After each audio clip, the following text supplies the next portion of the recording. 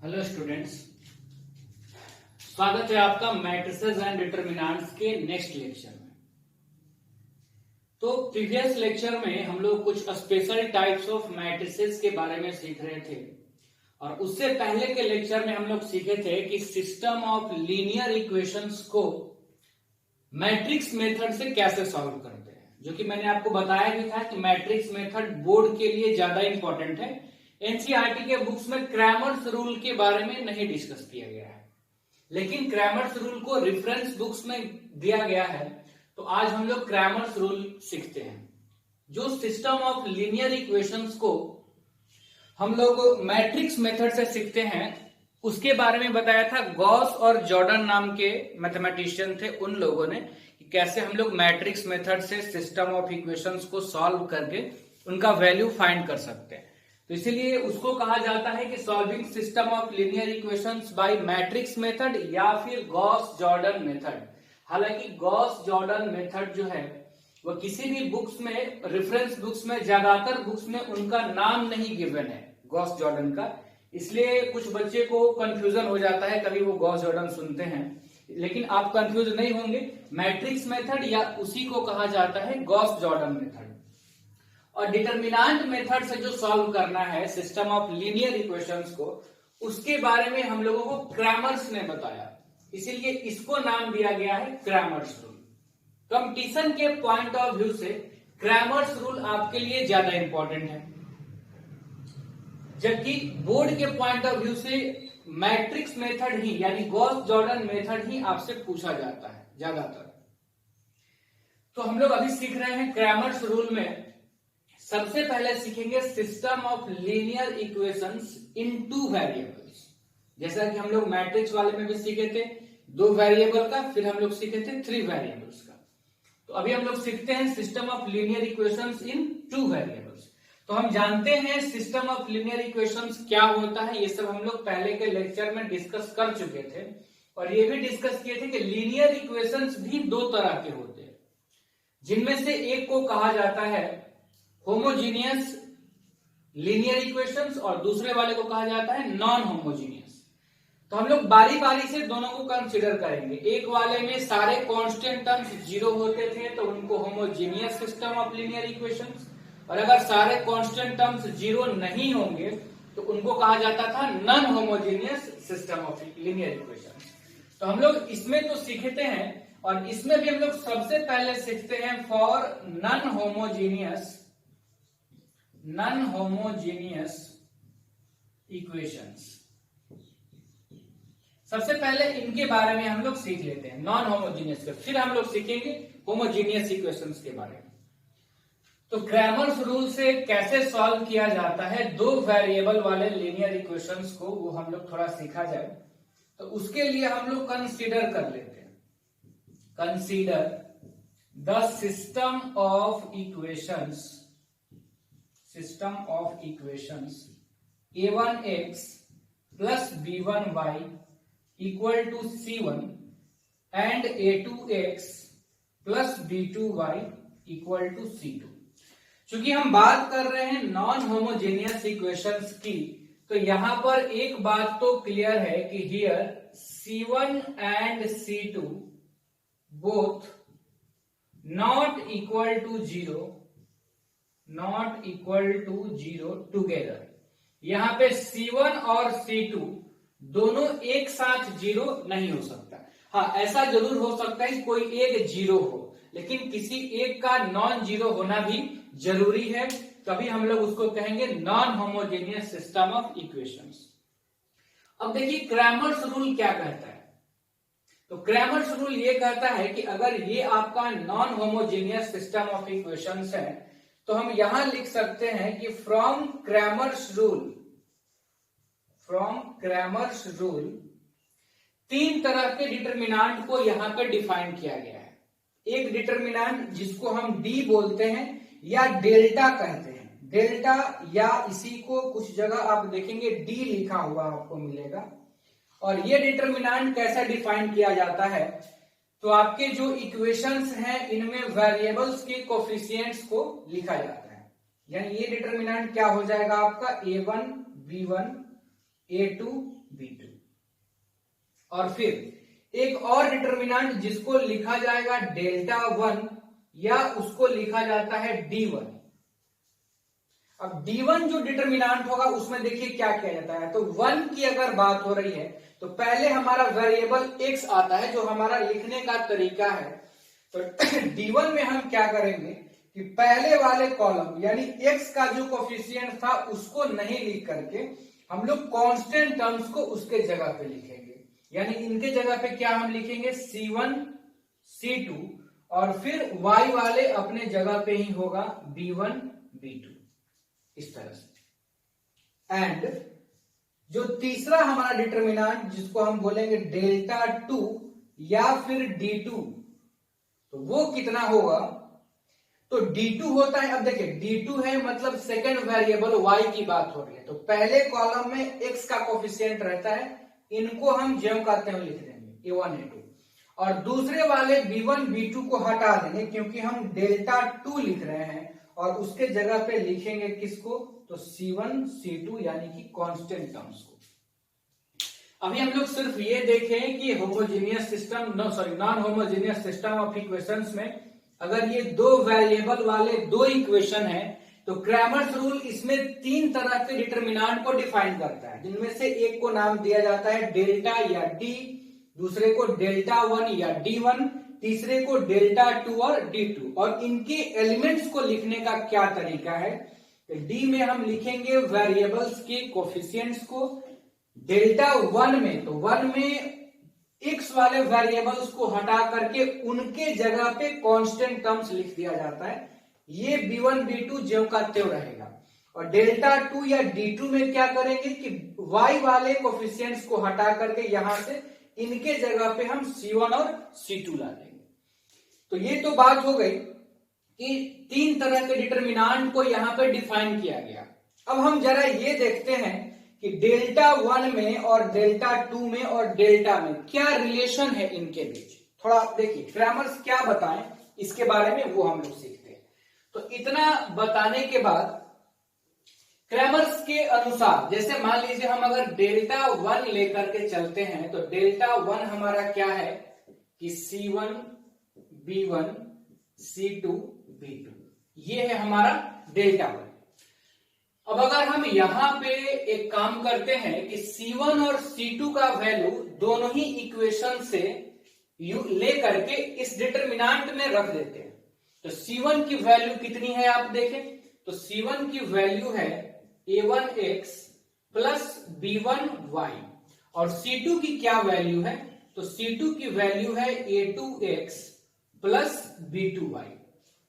इधर B1 और B2 यानी ये हमारा डिटर्मिनेंट डेल्टा 1 इतना हम लोग लिख सकते हैं। अब हम क्या करते हैं कि इस डिटर्मिनेंट में प्रॉपर्टी अप्लाई करते हैं। कौन सा प्रॉपर्टी हम अप्लाई किए कि C1 को बदल दिए पहले कॉलम को, ये C1 नहीं जो आप कांस्टेंट था इक्वेशंस में, पहले कॉलम को बदल दिए C1 minus y into C2 से। C1 को बदल दिए C1 minus y into C2 से। तो देखिए क्या मिलेगा आपको, y से मल्टीप्लाई कर दिए तो ये हो जाएगा y B1 और जब इसमें से हम घटा देंगे तो B1y कैंसिल हो जाएगा तो यहां सिर्फ आपका बचेगा A1x और फिर हम लोग इसमें मल्टीप्लाई करेंगे तो B2y और जब इसमें से घटाएंगे ये कैंसिल तो बचेगा A2x और यहां पे C2 में हम कुछ नहीं किए थे ज्यों का त्यों रहेगा हमारा B1 और B2। अब हम ये भी जानते हैं डिटर्मिनेंट्स के प्रॉपर्टी से कि हम किसी एक कॉलम या किसी एक रो से कॉमन कुछ ले सकते हैं। तो हम यहां C1 से अगर x कॉमन ले लें तो क्या बचेगा आप देखें तो बचेगा A1 A2 B1 B2। और अगर आप ध्यान से देखें तो डेल्टा 1 इज इक्वल टू क्या आ गया तो ये तो x है और ये जो है A1 B1 A2 B2 तो ये आप देखें ये है डेल्टा का इक्वल डी के इक्वल यानी डेल्टा 1 और डेल्टा में क्या रिलेशन है तो अगर आप डेल्टा में x से मल्टीप्लाई कर देंगे तो आपको डेल्टा वन मिल जाएगा। तो ये एक रिलेशन हम यहां से डिफाइन करेंगे। तो यहां से हम ये बात भी बोल सकते हैं कि अगर हम लोगों को x का वैल्यू चाहिए, यहां से x का अगर हमको वैल्यू चाहिए तो x की वैल्यू क्या हो जाएगी आप बताओ, डेल्टा 1 अपॉन डेल्टा। तो अगर हम लोग सॉल्व भी करने जाएं, और एक बात और भी यहां से क्लियर होगी, आपको समझ में आ रही होगी कि चूंकि डेल्टा डिनोमिनेटर में आया है तो ये जीरो तो नहीं होना चाहिए। वो हम लोग आगे बात करेंगे कि अगर ये डेल्टा जीरो होगा तो क्या होगा, डेल्टा जीरो नहीं होगा तो क्या होगा, ये हम लोग आगे देखेंगे। अभी हम लोग सिर्फ ये देख रहे हैं कि सिस्टम ऑफ इक्वेशंस में जो तीन तरह के डिटरमिनेंट के बारे में क्रैमर्स ने बताया, किस बेसिस पर उनको यूज किया गया है, ये हम लोग अभी डिस्कस कर रहे थे। तो डेल्टा और डेल्टा 1 में क्या रिलेशन है ये हम लोग अभी देख चुके हैं। सिमिलरली हम लोग अब ये भी देख सकते हैं कि डेल्टा 2 में और डेल्टा में क्या रिलेशन है। तो उसके लिए हम इतने पार्ट को इरेज करते हैं। अगर आप लिखे नहीं है तो आप वीडियो को पॉज करके पहले लिख लीजिए और फिर आगे हम लोग बढ़ते हैं। देखिए कुछ पार्ट्स को मैं यहां से इरेज कर दे रहा हूं और अब हम लोग कंसीडर करके चलते हैं डेल्टा 2। तो देखिए डेल्टा 2 है क्या हमारे पास, तो ये है डेल्टा 2 है A1 A2 और C1 C2। सेम कॉन्सेप्ट से अगर हम लोग C1 और C2 का यहां पे वैल्यू रखेंगे तो C1 का वैल्यू कितना था, हम लोग वहां भी रखे हुए थे A1x प्लस B1y, और C2 का वैल्यू कितना था तो A2x प्लस B2y। अब फिर से इस डिटरमिनेंट में हम लोग क्या प्रॉपर्टी अप्लाई कर सकते हैं डिटरमिनेंट का, वो आपके दिमाग में आ भी रहा होगा। अगर आपको प्रीवियस कंसेप्ट जितने भी हुए हैं वो आपको क्लियर है। C2 को हम यहां से बदल देंगे, कॉलम 2 को C2 minus x into C1 से। तो क्या हो जाएगा आप देखिए, C1 हमारा ज्यों करते हो A1 A2, x से मल्टीप्लाई करके घटाएंगे तो यहां बचेगा B1y और यहां बचेगा B2y। सेम कॉन्सेप्ट से अगर हम लोग कॉलम 2 से y कॉमन ले ले तो बचेगा A1 A2 B1 B2। तो हम लोग यहां पे क्या लिख सकते हैं कि delta 2 is equal to y into delta, यानी यहां से जो हमारा वेरिएबल y है उसका वैल्यू मिल गया डेल्टा 2 अपॉन डेल्टा। लेकिन कंडीशन तो यहां पर भी होगा कि ये हम तभी यूज कर सकते हैं जब डेल्टा जो डिटरमिनेंट था हमारा वेरिएबल्स के कोफिशिएंट्स का वो जीरो नहीं होना चाहिए। तो ये तो बात हो गई कि क्रैमर्स ने जो भी बताया उसका थोड़ा सा एक्सप्लेनेशन हम लोग ले लिए कि किस तरह के डिटरमिनेंट्स का उन्होंने यूज किया, वो डिटरमिनेंट को उसी तरह से लेने का क्या पर्पस था उनका, और उन्होंने इसके बारे में क्या क्या बताया। अब हम लोग थोड़ा और इसको एक्सप्लेन करते हैं। इसको इरेज करने के बाद अभी बस आपको ये बातें ध्यान में रखनी है कि जो दो सिस्टम ऑफ लीनियर इक्वेशंस मैंने लिखे थे वहां पे डेल्टा क्या है, डेल्टा 1 क्या है और डेल्टा 2 क्या है, ये आपको दिमाग में रखनी है। और फिर हम लोग आगे और कुछ देखते हैं कि और इसमें क्या क्या केसेज हो सकते हैं। पहले मैं इसको इरेज करता हूं।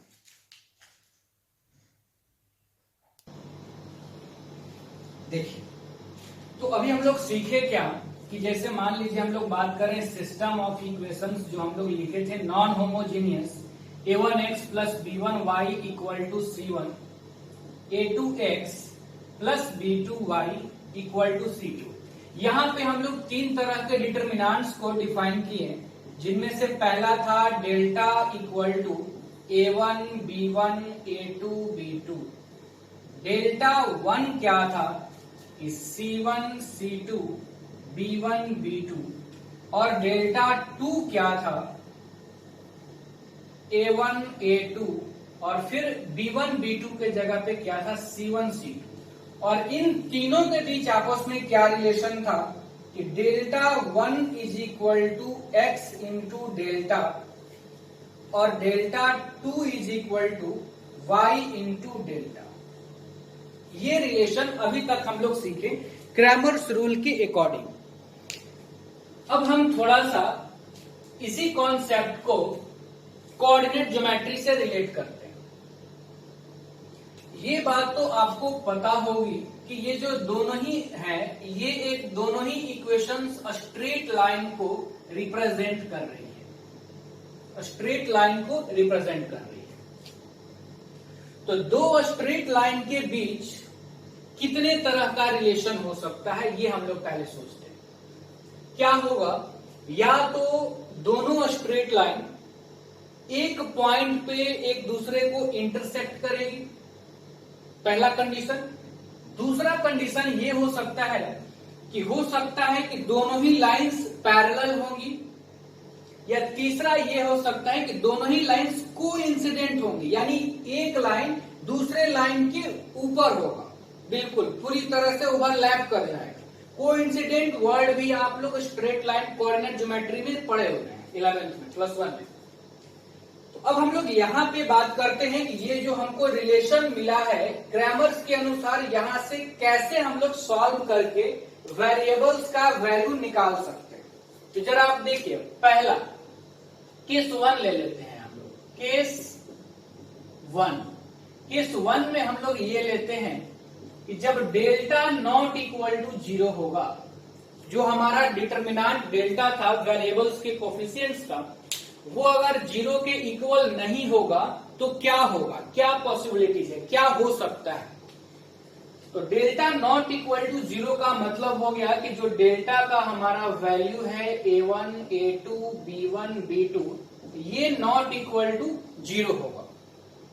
और ये नॉट इक्वल टू 0 का मतलब ये हो गया कि a1 b2 minus a2 b1 not equal to 0 होगा। या यहां से हम लोग ये बोल सकते हैं कि a1 b2 not equal to a2 b1 होगा। यहां से हम लोग ये बोल सकते हैं कि a1 by b1 not equal to a2 by b2 होगा। हम लोग एक तरफ कर दिए और अब हम दोनों तरफ माइनस का साइन लेंगे, यानी minus a1 by b1 equal to minus a2 by b2, sorry not equal to. ये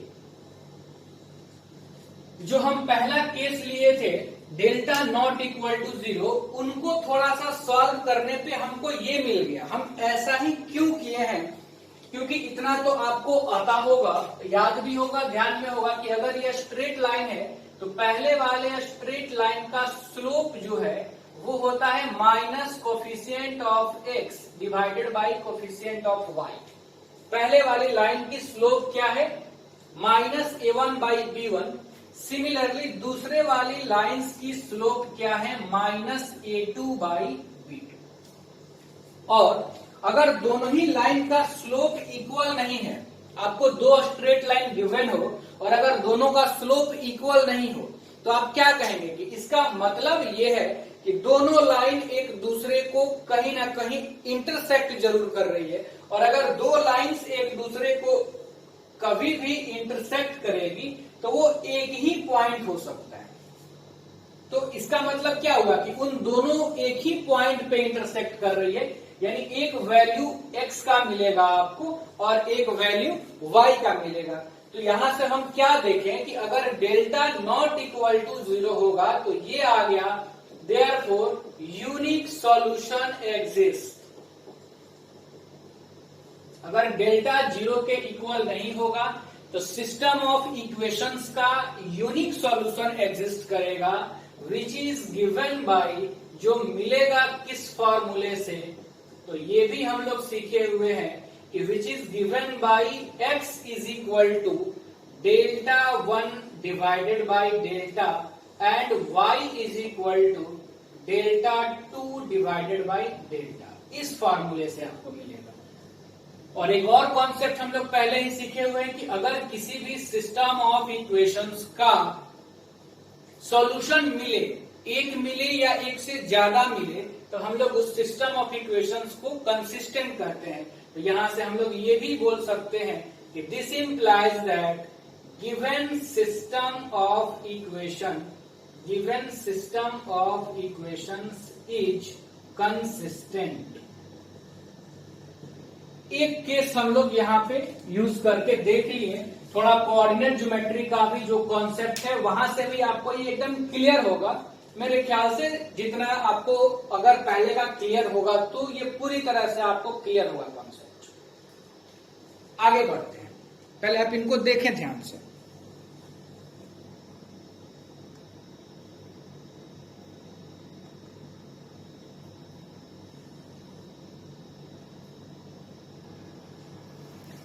देखिए आगे हम लोग क्या करते हैं, दूसरा केस लेकर के चलते हैं, केस 2।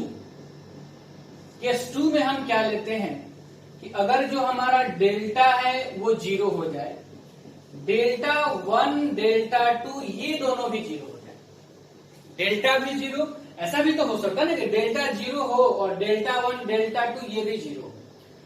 पहला वाला केस क्या था कि डेल्टा नॉट इक्वल टू 0, तो उस समय अगर ये 0 नहीं हो, तो ये जब 0 है ही नहीं तब आपको x तो आसानी से मिल सकता है और y भी आसानी से मिल सकता है, लेकिन ये अगर 0 हो और ये दोनों भी 0 हो तब क्या होगा ये हम लोग देख लेते हैं। तो डेल्टा अगर 0 है तो डेल्टा का मतलब क्या हो गया कि a1 a2 b1 b2 0 हो। डेल्टा 1 अगर 0 है तो इसका मतलब क्या हो गया, डेल्टा 1 क्या है, देखिए आप c1 c2 b1 b2 ये 0 हो, और डेल्टा 2 अगर है डिटरमिनेंट तो ये क्या हो जाएगा, आप देखिए a1 a2 c1 c2 ये 0 हो। यहां से 0 करने पे आपको मिलेगा a1 b2 minus a2 b1 equal to 0, यानी यहां से हम लोग बोल सकते हैं a1 b2 equal to a2 b1, यानी यहां से ये भी बोल सकते हैं a2 को इधर ला करके a1 by a2 equal to b1 by b2। एक ये रिलेशन मिला डेल्टा को जब हम 0 किए। अब हम लोग अगर डेल्टा 1 को 0 करेंगे तो देखिए क्या मिलेगा, c1 b2 माइनस वाला उधर चला जाएगा तो हो जाएगा b1 c2, यानी यहां से हम क्या बोल सकते हैं कि b1 बाई b2 इक्वल हो जाएगा c1 बाई c2 के, ये रिलेशन मिला। और यहां से अगर हम लोग लिखेंगे तो मिलेगा a1 c2 और इक्वल के अपोजिट साइड में जाकर के प्लस हो जाएगा a2 c1, यानी कि देखिए आप तो मिल गया a1 by a2 equal to c1 by c2। और अगर इन तीनों को हम लोग कंबाइन करेंगे तो क्या मिलेगा, देखिए क्या हम लोग लिख सकते हैं कि a1 by a2 equal to b1 by b2 equal to c1 by c2। और अगर दो स्ट्रेट लाइन में आप पढ़े हुए होंगे कि कोफिशिएंट और कांस्टेंट टर्म्स का रेशियो सेम हो तो इसका मतलब है कि दोनों ही लाइंस एक ही इक्वेशन को, एक ही स्ट्रेट लाइन को रिप्रेजेंट कर रही हैं, या कोइंसिडेंट लाइंस हम लोग जिनको बोलते हैं।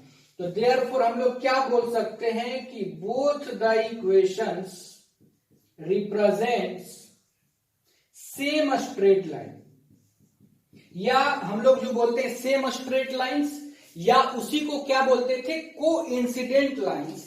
यानी दिस इंप्लाइज दैट दोनों ही जो लाइंस हैं, लाइंस आर कोइंसिडेंट। और कोइंसिडेंट का मतलब क्या हो गया कि एक लाइन के ऊपर दूसरा लाइन है, और अगर दोनों ही लाइंस एक दूसरे को ओवरलैप कर जाए, एक के ऊपर दूसरा लाइन हो, और तब अगर हमसे पूछा जाए कि दोनों कितने जगह पे एक दूसरे को इंटरसेक्ट कर रही है, तो आपका जवाब होगा, हमारा जवाब होगा कि इनफाइनाइट पॉइंट्स पे दोनों एक दूसरे को इंटरसेक्ट कर रही है, क्योंकि एक के ऊपर दूसरी लाइन है। तो क्या हो जाएगा, यहां से क्या मिलेगा हम लोगों को, इनफाइनाइट पॉइंट्स पे इंटरसेक्ट करेगी। Therefore in this case infinite number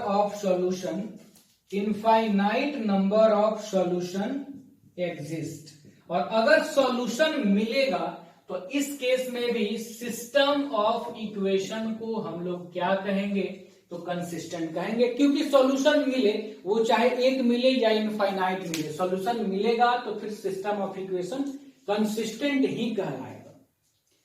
तो ये हमारा दूसरा केस था। तीसरा केस क्या होगा कि अगर डेल्टा 0 हो जाए और इनमें से कम कोई एक नॉन जीरो हो, यानी डेल्टा 1 और डेल्टा 2 नॉन जीरो हो, दोनों नॉन जीरो हो, या कम से कम कोई एक तो नॉन जीरो होना ही चाहिए, तब क्या क्या केस हमारा बन सकता है ये हम लोग देखेंगे इसके बाद। यहां तक पहले आप देखिए ध्यान से, और उम्मीद है कि आपको समझ में आ रहा होगा, क्योंकि एक एक पॉइंट्स को हम लोग अच्छे से क्लियरली डिस्कस कर रहे हैं, तभी आगे बढ़ रहे हैं। चलिए, तो इसके बाद हम लोग आगे बढ़ते हैं। अब देखिए, तो हम लोग अब तीसरा केस ले लेते हैं, केस 3। तीसरा केस हमारा क्या होगा कि delta equal to 0 and delta 0 हो और डेल्टा 1 और डेल्टा 2 में से कम कोई एक नॉन जीरो जरूर हो, and at least one of delta 1 और डेल्टा 2 आर नॉन जीरो। दोनों जीरो हो जाएगा अगर, तब क्या केस होगा, कोइंसिडेंट लाइंस हो जाएंगी, इनफाइनाइटली मेनी सॉल्यूशंस मिलने लगेगा, ये हम लोग देख चुके हैं। इसीलिए हम लोग इस बार क्या बोलते हैं कि कम से कम कोई एक नॉन जीरो जरूर होना चाहिए। बस ये आपको ले लेना है कि नॉन जीरो जरूर होना चाहिए, काम आपका यहीं से हो जाना है। अब डेल्टा को अगर जीरो के इक्वल करेंगे तो हम लोगों को क्या मिलेगा, आप देखिए a1 a2 b1 b2 equal to 0। इसको सॉल्व करने पे हम लोगों को मिला था, या चलिए एक बार लिख देते हैं, a1 b2 equal to a2 b1। इसको हम b1 को इधर लाते हैं, यानी a1 बाई b1, और यहां से क्या मिल जाएगा a2 बाई b2। माइनस से अगर मल्टीप्लाई कर ले तो माइनस a1 बाई b1 और माइनस a2 बाई b2। तो ये केस हमको यहां से मिला। अब देखिए, दोनों में से कोई एक नॉन जीरो लेना है, तो हम लोग ऐसा भी कर सकते हैं कि थोड़ा देर के लिए बस समझने के पॉइंट ऑफ व्यू से हम दोनों को नॉन जीरो ले लेते हैं। जैसे हम डेल्टा 1 को ले लिए नॉन जीरो और डेल्टा 2 को भी ले लिए नॉन जीरो, बस समझने के। आप किसी एक को भी लेंगे, आपका काम हो जाएगा, आपको समझ में आ जाएगा। तो डेल्टा 1 को अगर हम नॉन जीरो करेंगे तो देखिए क्या मिलेगा, c1 b2 minus b1 c2 not equal to 0, यानी हम बोल सकते हैं c1 by c2 not equal to b1 by b2। Similarly यहां से भी आप लिख सकते हैं, जो भी आएगा। और यहां से एक बात तो क्लियर है कि डेल्टा जब 0 है तो हम क्या देख लिए कि लाइन का जो स्लोप है इक्वल है दोनों ही लाइंस का, और अगर स्लोप इक्वल है और बाकी के जो कोफिशिएंट्स हैं वो अगर नॉट इक्वल है, जैसे b1 by b2 not equal to c1 by c2, और डेल्टा 2 अगर हम नॉट इक्वल टू 0 करेंगे तो यहां से ये आएगा, आप समझ सकते हैं कि a1 by a2 not equal to c1 by c2। तो ये दोनों ही रिलेशंस मिल करके या कोई एक भी रिलेशन ये आपको जरूर बता देगा कि लाइंस आर नॉट को इंसिडेंट। लाइन को इंसिडेंट नहीं है, यानी एक लाइन दूसरे पे ओवरलैप नहीं कर रही है। ये बात क्लियर हो गई। यहां से ये बात क्लियर करने के लिए दोनों केस मिल करके भी ये बता सकता है, या कोई एक केस इंडिविजुअली भी बता सकता है। इसीलिए हम लोग एटलीस्ट यहाँ पे वर्ड यूज किए थे, कम से कम कोई एक भी होगा तो भी हमारा काम हो जाएगा। लेकिन ये केस ये बता रहा है कि दोनों ही लाइन का स्लोप इक्वल है। तो स्लोप इक्वल होने का मतलब ये हो गया कि लाइंस आर पैरेलल, और अगर दोनों ही लाइंस पैरेलल हो गए, दोनों लाइन पैरेलल हो गए, तब तो एक भी जगह पे इंटरसेक्ट लाइंस करेंगी नहीं, और इंटरसेक्ट नहीं करेंगी तो आपको x और y का एक भी वैल्यू नहीं मिलेगा। यानी हम लोग यहां से बोल सकते हैं कि इस केस में नो सॉल्यूशन एग्जिस्ट करेगा, सॉल्यूशन होगा ही नहीं, क्योंकि लाइंस इंटरसेक्ट करेंगी ही नहीं, और सॉल्यूशन एग्जिस्ट नहीं करेगा तो सिस्टम ऑफ इक्वेशन कैसा होगा, तो वो होगा इनकंसिस्टेंट। तो ये है आपका दो वेरिएबल में दो इक्वेशन जब गिवन हो नॉन होमोजेनियस फॉर्म में, तो क्रैमर्स रूल का पूरा कॉन्सेप्ट मैंने आपको दे दिया। उम्मीद है कि आपको अच्छे से समझ में आया होगा कि इसमें क्या होता है, कैसे क्रैमर्स ने इसके बारे में बताया है, अच्छे से मैंने एक्सप्लेन किया है।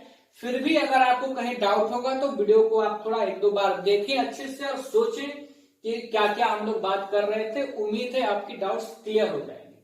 अब हम लोग क्या करते हैं कि होमोजेनियस तक बढ़ने से पहले हम लोग एक आध क्वेश्चन इस पे कर लेते हैं, टू वेरिएबल्स वाले पे।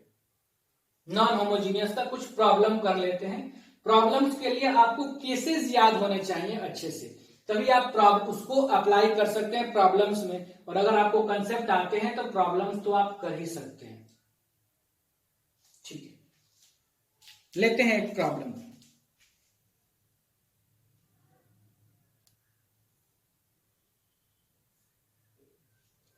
देखिए, एक हम लोग टू वेरिएबल्स का नॉन होमोजेनियस इक्वेशन लिए हैं, सिस्टम ऑफ लीनियर इक्वेशंस, जिनको हम सॉल्व करते हैं क्रैमर्स रूल से।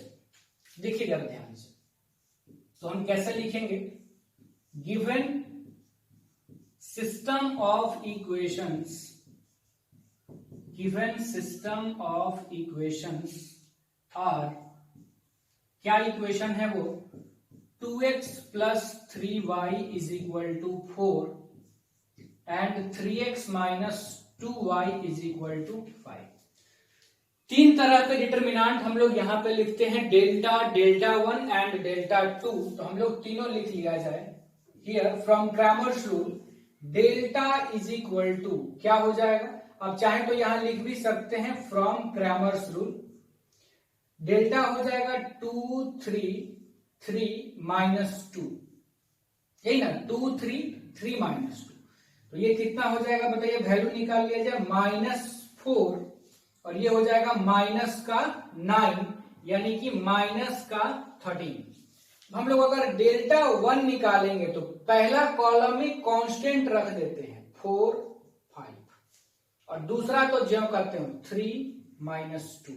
तो ये कितना हो गया, -8 और -15 यानी ये कितना आ गया बच्चे, -23। और अगर हम लोग डेल्टा 2 निकालें तो पहला तो यही रह जाएगा 2 3, दूसरे वाले जगह पे कांस्टेंट यानी कि 4 5।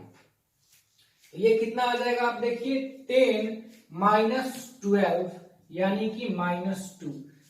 और जैसा कि आप यहां पर देख लिए होंगे कि डेल्टा का वैल्यू नॉन जीरो आया है, जीरो नहीं आया है, तो यूनिक सॉल्यूशन यहां से हम लोगों को मिलेगा।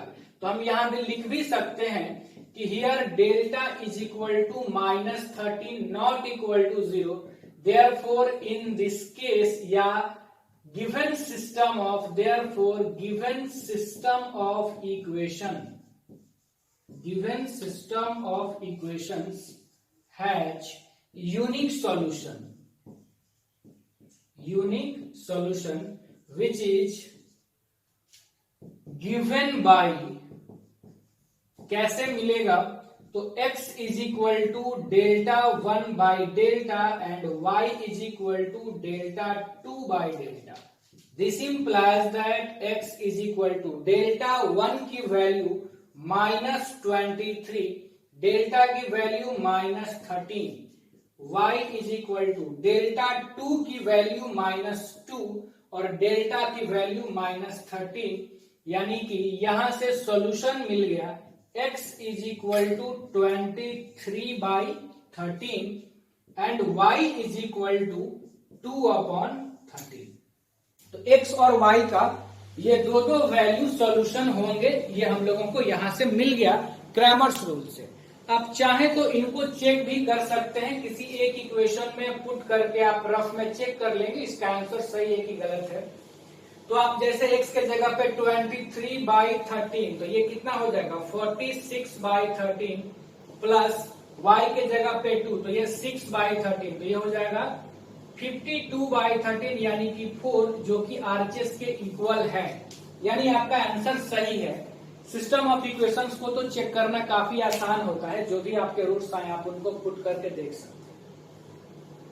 एक दो और हम लोग प्रॉब्लम लेते हैं, फिर आगे होमोजीनियस की तरफ हम लोग चलेंगे।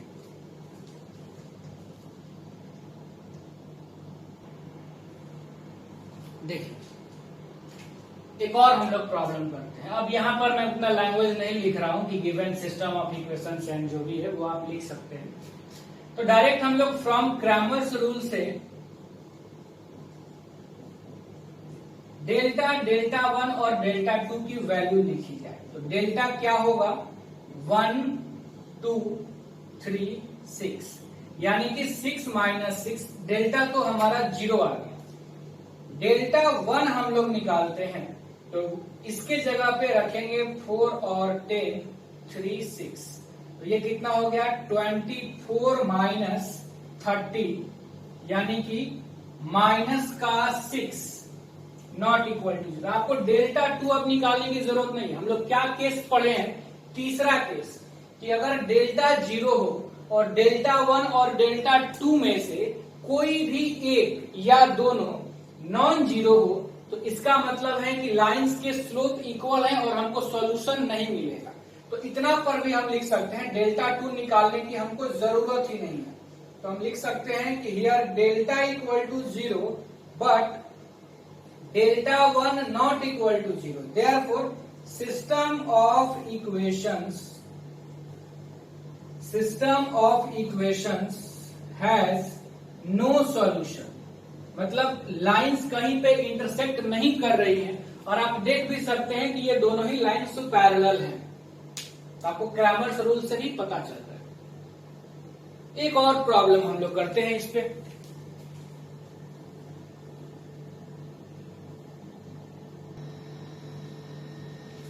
एक और हम लोग प्रॉब्लम कर रहे हैं, इसको लिए। तो देखिए, चलिए यहाँ पे क्रैमर्स रूल से सब कुछ निकाला जाए। पहले निकाला जाए डेल्टा, तो डेल्टा होगा 2 6 5 15, 30 माइनस 30, 0 आ गया डेल्टा। डेल्टा 1 निकाला जाए, इसके जगह पे कांस्टेंट टर्म्स 6 18 और ये जो करते हैं 5 15 90 माइनस 18 इंटू 5 भी 90, डेल्टा 1 भी 0 आ गया। एंड डेल्टा 2, तो ये पहला कॉलम तो जम करते हैं, दूसरे वाले के जगह पे कांस्टेंट टर्म्स, तो ये हो गया 36 माइनस 36, यानी कि 0।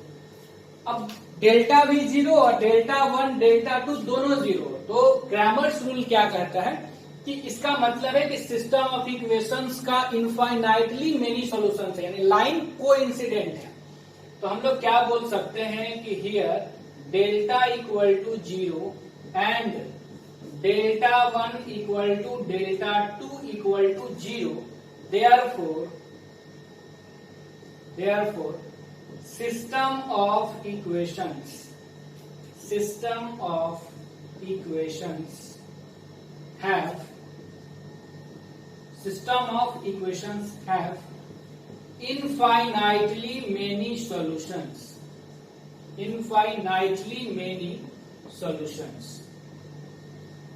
अब इनफाइनाइटली मेनी सॉल्यूशंस कैसे निकालते हैं, ये हम लोग मैट्रिक्स मेथड में, गॉस जॉर्डन मेथड में सीखे हुए हैं कि कैसे निकालते थे। तो किसी एक वेरिएबल्स को के पुट कर देते थे। तो फॉर फाइंडिंग सॉल्यूशंस